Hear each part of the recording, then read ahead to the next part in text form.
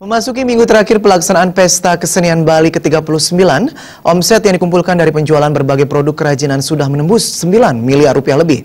Hingga penutupan PKB nanti, Dinas Kebudayaan Provinsi Bali optimis pameran kerajinan bisa meraih omset melebihi capaian tahun lalu, yakni 12 miliar rupiah. Kepala Dinas Kebudayaan Provinsi Bali Dewo Putu Brata menyebutkan pelaksanaan Pesta Kesenian Bali (PKB) mampu memberikan imbas positif terhadap perekonomian Bali. Terbukti dari penjualan produk kerajinan dan turunannya terus mengalami peningkatan setiap hari sejak pembukaan PKB 10 Juni lalu. Hingga 1 Juli 2017, omset yang dikumpulkan sudah mencapai 9,4 miliar rupiah lebih.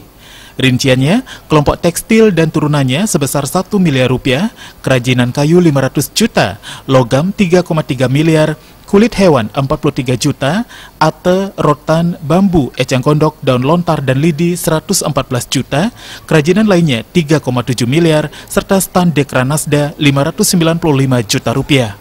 Jumlah tersebut dipastikan sudah bertambah saat ini. Hingga penutupan PKB pada 8 Juli 2017 nanti bisa melampaui capaian tahun lalu, yakni 12 miliar. Peningkatan penjualan produk kerajinan di PKB dipengaruhi oleh ramainya pengunjung. Selain itu, para perajin mampu melihat celah pasar dengan membuat desain baru dan beragam inovasi sehingga menimbulkan daya tarik tersendiri.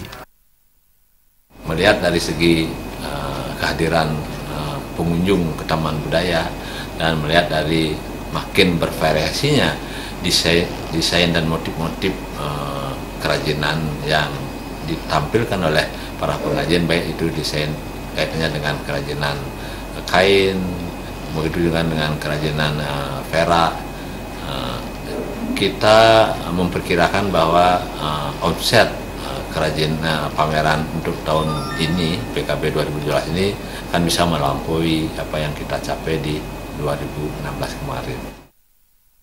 Dikatakan angka 9,4 miliar tersebut belum termasuk kuliner. Capaian omset kuliner diprediksi mampu melampaui 3,5 miliar rupiah, melihat pendapatan masing-masing stand kuliner rata-rata 9 juta rupiah per hari. Darmawan, Bali TV.